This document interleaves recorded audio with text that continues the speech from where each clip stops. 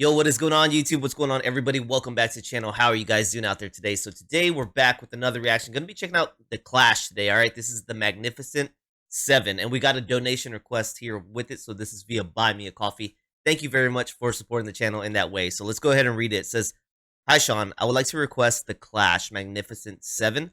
This is for the people who suggested it in the comments also.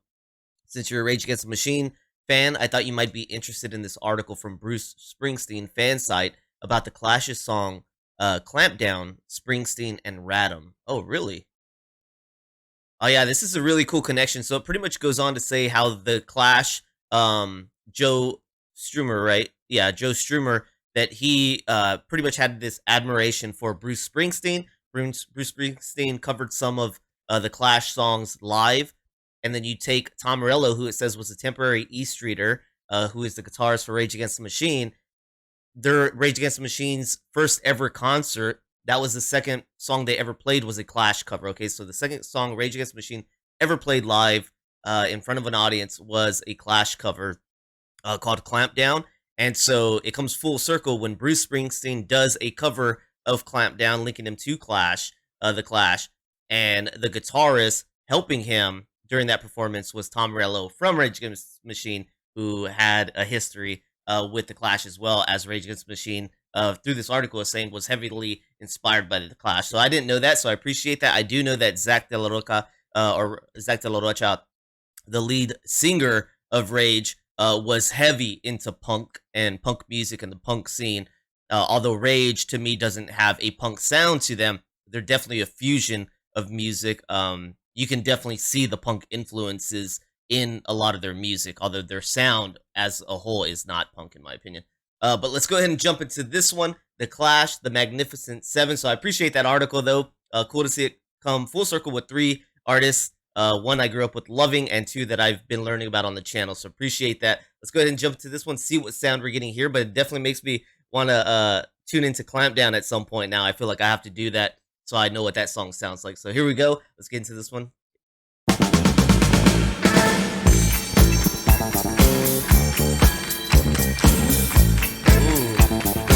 Ooh, funk bass.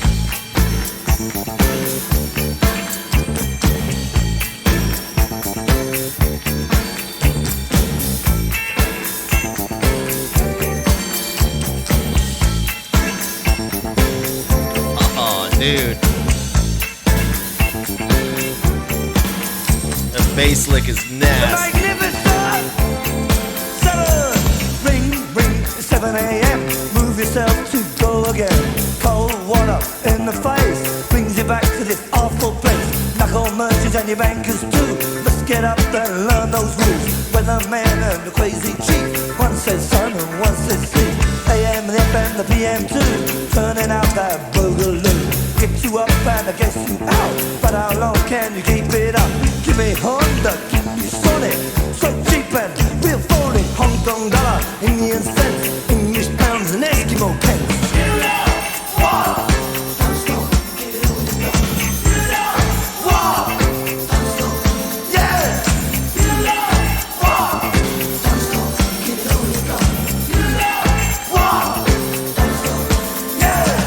Looking for a rise, better my station. Think my baby to sophistication. Seen the ads, cause it's nice. Better work hard, I seen the price. Never mind that, it's time for the bus. We got to work, and you're one of us. Clocks go slow in a place of work.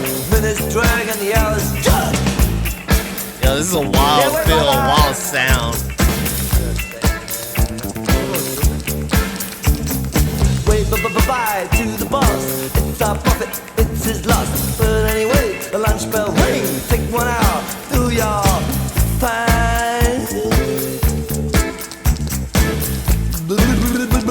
Cheese boyga. Love the bass. What do we have for entertainment? Cops kicking gypsies on the pavement. Now the news has slapped to attention. Lunar landing of the dentist convention. Italian mobster shoots a lobster. Seafood restaurant gets out of hand. Car in the fridge, a fridge in the car. Like cowboys do in TV land. You know what? Give me some wall vibes. You know what? What's that song from Pink Floyd? Another Brick in the Wall? So get back to work and sweat some more. The sun will sink and we'll get out the door. It's no good for man to work in cages. Hit the town, he drinks his wages. You're fretting, you're sweating, but did you notice you ain't getting? You're fretting, you're sweating, but did you notice not getting anywhere? Don't you ever stop long enough to start? Take your car out of that gear. Don't you ever stop long enough to start? Get your car out of that gear. Karl Marx, a fire and Engels came to the checkout at the 7-Eleven. Marx was good, but he had sense. Engels, Lenin, the necessary events. What do we got? Yeah. Lots of diamonds and lyrics on this. Yeah. What do we got? Magnificent. What do we got? Luther King and Mahatma Gandhi went to the park to check on the game, but they was murdered by the other team. Went on to win 15-0. You can be true, you can be false. You'll be given the same reward. Socrates and Milhouse Dixon both went the same way through the kitchen. Plato the Greek or Rin Tin Tin. Who's more famous to the billion millions? A little tap. Vacuum cleaner sucks up budgie.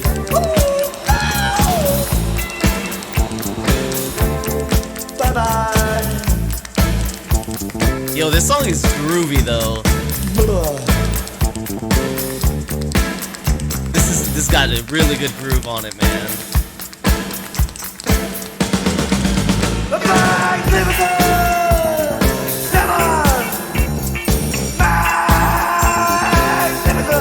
You got the keys giving me that 80s vibe. That bass just slapping funk, man. That guitar though, it's just like, I don't know what that gives me. Some like Bee Gees feel.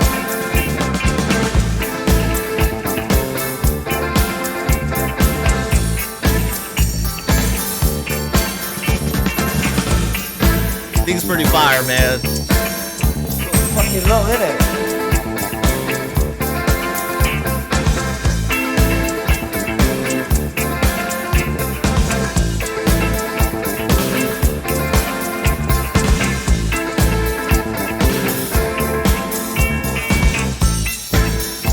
Yo, man, the music on this is wild.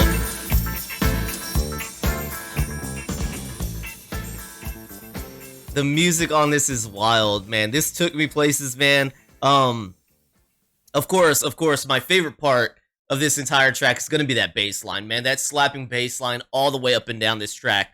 So fun, man. You isolate that thing, I could just listen to that for a while, man. That thing is fun. It's nice. Like I said, it's bringing the funk on the track, in my opinion. So you hit that bass line, but then the guitar did different things on here that gave me feels of like Bee Gees, and then it gave me feels of like Pink Floyd on Another Brick in the Wall, man. Just I don't know, similar tones of the guitar that just made me feel those two. And then you have the keys going on in the background that gives me like new wave type of feel. So I feel like we're in the 80s with this one. But then the lyrics, I wish I would have had the lyrics pulled up, man. The vocals, once again, nice. I love Joe Strummer as a singer, and I really like his vocal style on this, man. But the lyrics were really hard to capture for me, so I was like really trying to tune in, and I couldn't catch a lot. But like I said, the little bit that I did, once again, it took me back to maybe Another Brick in the Wall, where we're talking about falling into these norms, falling into the society that and filling the shoes that we're expected to fill, but I couldn't really get a full picture, so I got to look into the lyrics. Okay, and there is a movie named after this. I just googled this trying to find this webpage right here, but I saw a movie, and I was thinking at a point in the song, Magnificent Seven. Isn't there a movie? There was a movie made. It said, I think, in 2016.